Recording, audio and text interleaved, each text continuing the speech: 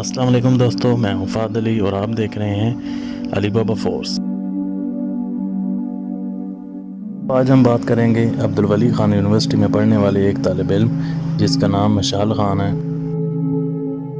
مقامی پولیس مشال خان کے قتل کی تحقیق کر رہی ہے اور ابتدائی تفتیش کے بعد پولیس کی جانب سے کہا گیا ہے کہ مشال پر لگائے گئے الزامات میں کوئی صداقت نہیں ہے۔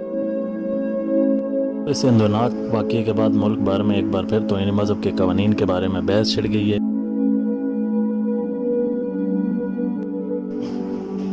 سن 1990 سے لے کر آج تک پاکستان میں مشتعل افراد یا ہجوم نے توہین مذہب کے الزام میں 69 افراد کو قانون کو اپنے ہاتھوں میں لیتے ہوئے قتل کیا ہے۔ مختلف اعداد و شمار کے مطابق پاکستان میں اس وقت 40 افراد توہین مذہب کے الزام میں سزائے موت کا انتظار کر رہے ہیں یا عمر قید بسر کر رہے ہیں۔ تاہم پاکستان دنیا کا وہ واحد ملک نہیں جہاں توہین مذہب کے حوالے سے قانون رائج ہے۔ تحقیقاتی ادارے پیو ریسرچ سینٹر کی جانب سے 2015 میں جاری کی گئی ایک رپورٹ کے مطابق دنیا کی 26% ممالک میں توہین مذہب کے حوالے سے سزاؤں کے قوانین موجود ہیں، جن میں سے تقریباً 70% مسلم اکثریتی ممالک ہیں۔ میں توہین مذہب کے قوانین کے تحت ملنے والی سزائیں جرمانوں یا مختلف دورانیہ کے لیے قید کی شکل میں ہیں، لیکن پاکستان، ایران اور سعودی عرب میں توہین مذہب کا ارتکاب کرنے پر جرمانوں اور قید کے علاوہ موت کی سزا بھی متعین ہے۔ پاکستان میں توہین مذہب کے قوانین 19ویں صدی میں برصغیر میں انگریزوں کے رائج قوانین کی مرہون منت ہیں۔ تقسیم ہند سے تقریباً ایک صدی قبل 1860 میں انگریزوں نے مذہبی نوعیت کے بڑھتے ہوئے مذہبی جرائم کی سبب دفعہ 295، 296 اور 298 کے نام سے 3 نئے قوانین انڈین ضابطۂ تعزیرات میں شامل کیے۔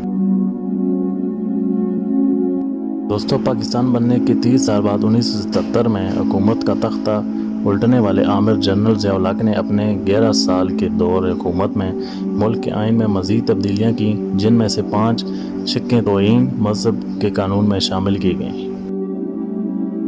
قوانین کے لاگو ہونے کے بعد 1860 سے لے کر 1947 تک برصغیر میں توہین مذہب کے 5 مقدمے درج ہوئے تھے، جبکہ پاکستان بننے کے بعد سے لے کر 1980 تک ملک بھر میں توہین مذہب کے 8 مقدمات درج ہوئے، جن میں سے کوئی بھی مقدمہ گستاخی رسول یا قرآن کی بے حرمتی کا نہیں تھا۔ ان ترامیم میں شامل بھی 295 کے تحت قرآن کی بے حرمتی کرنے پر عمر قید کی سزا مقرر کی گئی، جبکہ سب سے اہم ترمیم 295 کے تحت پیغمبر اسلام کی شان میں کسی بھی قسم کی گستاخی کرنے کی سزا موت یا عمر قید بشمول جرمانہ مقرر کی گئی۔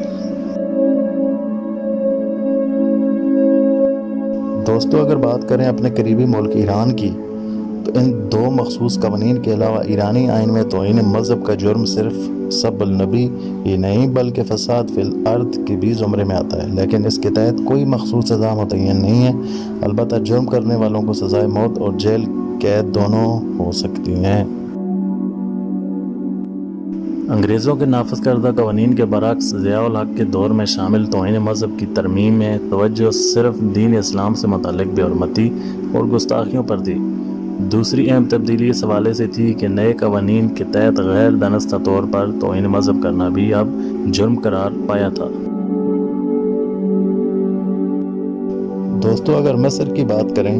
تو مصر کی تعزیرات کے مطابق آئین کے قانون F98 کے تحت توہین مذہب پر مکمل پابندی عائد ہے اور خلاف ورزی کرنے والے کو کم از کم 6 ماہ اور زیادہ سے زیادہ 5 سال تک قید کی سزا ہو سکتی ہے۔ دوستو، اگر انڈونیشیا کی بات کریں تو 2010 میں ملک کے قوانین کے لیے کی جانے والے عدالتی جائزے کے مطابق توہین مذہب کے قوانین میں 12 اضافی ترمیم کی تجویز دی گئی تھی، جن کو 2011 میں مذہب کے بل میں شامل کر لیا گیا ہے، لیکن ابھی تک وہ قانون کا حصہ نہیں بنی۔ دوستو، آپ سب جانتے ہوں گے کہ ملیشیا کے قانون اس حساب سے بہت سخت ہیں۔ ملیشیا کا ضابطہ تعزیرات پاکستان کے طرز پر انگریزوں کے بنائے ہوئے قانون کی شکل میں ہے، اور دونوں ممالک میں توہین مذہب کے لیے بنائے گئے قوانین بہت حد تک ملتے جلتے ہیں۔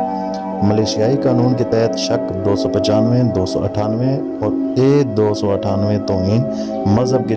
جرائم کے خلاف استعمال ہو سکتی ہیں، جن کے مطابق بالترتیب کسی بھی مذہب کی عبادت گاہ کی بے حرمتی کرنا، دانستہ طور پر کسی بھی شخص کے مذہبی جذبات کو مجروح کرنا اور مذہب کی بنیاد پر کسی کے درمیان پھوٹ پڑوانا یا اشتعال دلانا، جرم قرار پائے گا، جس کے تحت زیادہ سے زیادہ 3 سال قید اور جرمانے کی سزا ملے گی۔ اس کے علاوہ ملیشیا کی ایک عدالت کے فیصلے کے بعد ملک میں غیر مسلم افراد پر ان کی مذہبی کتب میں لفظ اللہ استعمال کرنے کی ممانعت ہے۔ اس کے علاوہ ستمبر 2015 میں بھی ایک وفاقی عدالت کے حکم کے تحت کوئی بھی مسلمان اگر ایسی کتب شائع کرتے ہوئے پکڑا گیا جس میں مذہبی قوانین کے خلاف مواد ہو تو اس پر فرد جرم عائد کی جا سکتی ہے۔ اور ایسی مزید اسلامی معلومات کے لیے ہمارا چینل سبسکرائب کر لیں اور بیل آئیکن کو پریس کر لیں۔ دوستو، اس حوالے سے آپ بھی اپنی رائے پیش کر سکتے ہیں نیچے دیے گئے کامنٹ سیکشن میں۔